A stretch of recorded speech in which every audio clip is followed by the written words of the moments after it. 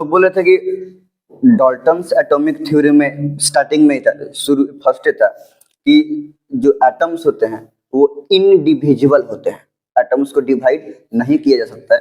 हालांकि ये सब एक्सपेरिमेंट उनके बात को अपोज कर दिया कि ना एटम्स को फर्दर डिवाइड किया जा सकता है। तो कुछ कुछ वैसे भी पार्टिकल्स हैं जो खुद एटम को बनाए हुए हैं।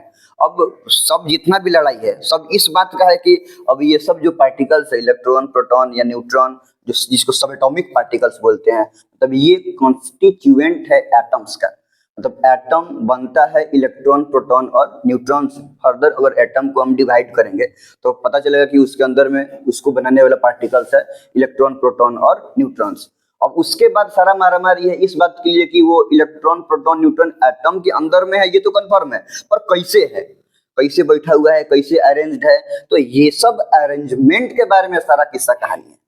ठीक है, तो अगर हमको पता चल जाए कि किसी भी एटम के अंदर इलेक्ट्रॉन, प्रोटॉन, न्यूट्रॉन्स कैसे अरेंज्ड है, हमको स्ट्रक्चर पता चल जाएगा कि भाई ऐसे ऐसे स्ट्रक्चर होता है किसी भी एटम का, और उसके अंदर में इलेक्ट्रॉन, प्रोटॉन, न्यूट्रॉन ऐसे ऐसे अरेंज्ड होते हैं। हालांकि अब तक कंफर्म एकदम बात परफेक्ट कि इलेक्ट्रॉन ऐसे ही अरेंज्ड होता है, ये अब तक कंफर्म पता नहीं चला है। अभी भी जो हम लोग जानते हैं इलेक्ट्रॉन्स के अरेंजमेंट के लेटेस्ट थ्योरी के बारे में, समझ रहे ना, वो भी एकदम परफेक्ट नहीं है। मतलब ये, हाँ हम ये बोले कि वो लेटेस्ट अपडेटेड है, वहां तक बात सही है, लेकिन आगे फिर क्या हो जाएगा ये कंफर्म नहीं है। समझ रहे, क्योंकि इतना माइक्रोस्कोपिक है कि उसको तो नेकेड आई से तो देखा ही नहीं जा सकता है, और डिफरेंट डिफरेंट एक्सपेरिमेंट से पता करने की कोशिश किया जाता है तो पता चलता है। ठीक है, अब पहले फिलहाल हम लोग देख लेते हैं वही सब एटॉमिक पार्टिकल्स जिससे एटम बनता है, इलेक्ट्रॉन, प्रोटॉन और न्यूट्रॉन के बारे में ना। तो ये कुछ बेसिक बात है, इसमें से मैक्सिमम बात तुम सबको पता होगा पहले से, नहीं कुछ कुछ बात होगा ही जो नया होगा ना। खैर, तो सबसे पहले अगर हम प्रॉपर्टीज वाइज देखें इलेक्ट्रॉन, प्रोटॉन्स और न्यूट्रॉन्स के डिस्कवरी, मतलब कौन सबसे पहले डिस्कवर किया, तो इलेक्ट्रॉन को सबसे पहले कौन डिस्कवर किया, जे थॉमसन। ये बात है 1897 का, जब वो एक कैथोड रे एक्सपेरिमेंट किए थे। ये एक्सपेरिमेंट के बारे में हम लोग देखेंगे, लोग जानेंगे लोग ये कौन से एक्सपेरिमेंट किए थे, कैथोड रे एक्सपेरिमेंट। तो उनमें उनको पता चला था कि भाई हाँ एटम के अंदर में कोई निगेटिवली चार्ज पार्टिकल्स है जिसको हम लोग क्या बोलते हैं, इलेक्ट्रॉन। तो एक कैथोड रे एक्सपेरिमेंट से पता चला। प्रोटॉन के बारे में है, देखो हमेशा प्रोटॉन में अगर तुम गूगल पे भी सर्च करो तो कभी किसी तरीके से आएगा गोल्डस्टीन, कभी आएगा ई रदरफोर्ड, अर्नेस्ट रदरफोर्ड। अब एग्जैक्टली बात ये है कि यहाँ से बताओ कि गोल्डस्टीन आया है 1886 में, 1886 में, और रदरफोर्ड आए हैं 1990 में।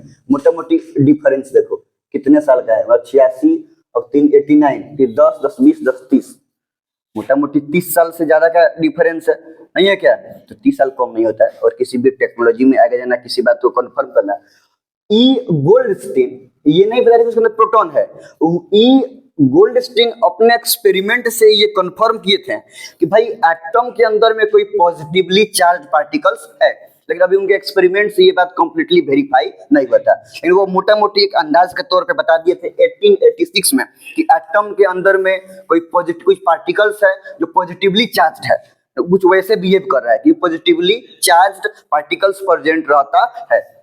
ये कंफर्म किए ई रदरफोर्ड जब वो गोल्ड फॉयल एक्सपेरिमेंट किए। ये एक्सपेरिमेंट के बारे में हम लोग देखेंगे लोग, ये गोल्ड फॉयल एक्सपेरिमेंट से वो इस बात को बताएं कि भाई एटम के अंदर में कुछ पार्टिकल्स है, पॉजिटिवली चार्ज पार्टिकल्स है, जो इस तरीके से हम कंफर्म कह रहे हैं कि पार्टिकल वो पॉजिटिवली चार्ज पार्टिकल्स है, और उसको क्या किया जाएगा, प्रोटॉन।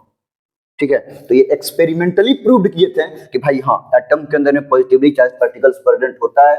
ई रदरफोर्ड इस बात को कंफर्म किए थे थ्रू गोल्ड फॉयल एक्सपेरिमेंट। बात कब है, 1919 का, 1919 का, 1919 का ना, 1919। जालियांवाला बाग हत्याकांड कब हुआ था, शायद 1919 में हुआ था, नहीं पता है, 1919 में हुआ था ना सर, हाँ 1919 में। सोचो यानी इंडिया में जालियांवाला बाग हत्याकांड हुआ था ना, मतलब कितना हजारों आदमी को स्टेडियम में बंद करके चारों ओर से गोली चला दिया गया था, मतलब बूढ़ा से लेके बच्चा तक कितना आदमी मर गया था, कितना का सब। उस समय पता हुआ था यहाँ पे क्या कि भाई कोई पॉजिटिवली चार्ज पार्टिकल्स प्रेजेंट है, उसी सन का बात है। ऐसे याद करने में थोड़ा थोड़ा मतलब समझ में आता है कि रदरफोर्ड का जो एक्सपेरिमेंट कन्फर्म हुआ था 1919 में, 1919 रिलेटेड है जालियांवाला बाग हत्याकांड इंडिया में से। चलो उसके बाद है न्यूट्रॉन। न्यूट्रॉन जेम्स चैडविक 1932 में इसको देखे थे, ठीक है। और ये बेरिलियम से उस पर बम्बार्ड किए थे अल्फा पार्टिकल्स को। पढ़ेंगे कि अल्फा पार्टिकल क्या है। बेरिलियम तो सबको पता है, हाइड्रोजन हीलियम लिथियम बेरिलियम एगो एलिमेंट है नहीं, तो इसके बारे में भी हम लोग देखेंगे लोग। चलो तो यहां से अगर हम पूछें कि इलेक्ट्रॉन प्रोटॉन और न्यूट्रॉन में सबसे लेटेस्ट डिस्कवरी कौन है, सबसे लेटेस्ट डिस्कवरी किसका हुआ है? ये 1897 में है, 1886 ये वाला भी मिला दिए तो 1919 आ रहा है, वो 1932। तो इलेक्ट्रॉन प्रोटॉन और न्यूट्रॉन में लेटेस्ट डिस्कवर्ड सब एटॉमिक पार्टिकल्स है न्यूट्रॉन। 1932 में जिसका खोज हुआ था। 1932 में कुछ हुआ था कुछ खास? 47 तो सबको याद रहता है, 32 में कुछ ऐसे याद नहीं आ रहा है। खैर एसएसटी के हम वैसे ही पुअर स्टूडेंट है तो डेट बहुत झंझटे रहता है। खैर अब अगर हम एक्चुअल मास के बारे में बात करें, ये मास बता रहे हैं हम एगो पार्टिकल का। अगर हम बोले कि एक इलेक्ट्रॉन्स का एगो इलेक्ट्रॉन का मास होता है 9.1 into 10 to the power -31 kg। -31 बहुत हल्का हुआ है, इतना कम कि हम इसको ऑलमोस्ट इग्नोर कर देते हैं। हम मान लेते हैं कि ऐसे कोई चीज हो ही नहीं है, बहुत हल्का होता है, ठीक है। कितना हल्का होता है हम अभी समझा रहे हैं। प्रोटॉन का मास 1. हम तो जनरली डेसिमल से आदमी कैलकुलेटिव ज्यादा हो जाता है इसलिए भागता है, लेकिन जानबूझ के डेसिमल के बाद 4 को डिजिट लिखे हैं, इसमें भी और उसमें भी, थोड़ा सा बस अंतर डिफरेंशिएट करने के लिए। प्रोटॉन का मास होता है 1.6742 और इसका मास है केजी में 1.6749 इंटू 10 टू द पावर -27। तो दोनों का मास लगभग बराबर है, लगभग बराबर है। 3 डिजिट के बाद थोड़ा सा डिफरेंशिएट हुआ। तो इस तरह से प्रोटॉन का मास और न्यूट्रॉन का मास क्या होता है कि इक्वल होता है 1.6742 into 10 to the power -27 kg और 1.6749 into 10 to the power -27 kg। अगर हम इसको इससे कंपेयर करें कि प्रोटॉन का मास इलेक्ट्रॉन का मास को अगर कंपेयर करें तो होता यह है कि प्रोटॉन का मास इलेक्ट्रॉन के मास से अप्रोक्स 2000 टाइम्स ज्यादा है। 2000 मतलब वो तो एग्जैक्टली अगर कैलकुलेट करेंगे तो 1836-37 के आसपास आता है। 1836 टाइम्स ज्यादा होता है किसका मास? प्रोटॉन का किससे? इलेक्ट्रॉन से। तो अप्रोक्स अभी 2000 ही मान के चलो। जैसे मान लो कि 2000 किलो कितना हुआ? 2000 टाइम्स, 2000 टाइम्स। जैसे मान लो कि कितना आदमी इग्नोर क्यों कर सकता है? जैसे मान लो कि अगर हमारे पास है 5 किलो कोई सामान, अगर वहीं पे कोई चीज है 5000 किलो, 5000 के सामने 5 किलो कुछ है तो कितना टाइम्स है? 5 किलो 5000 किलो 1000 टाइम्स है।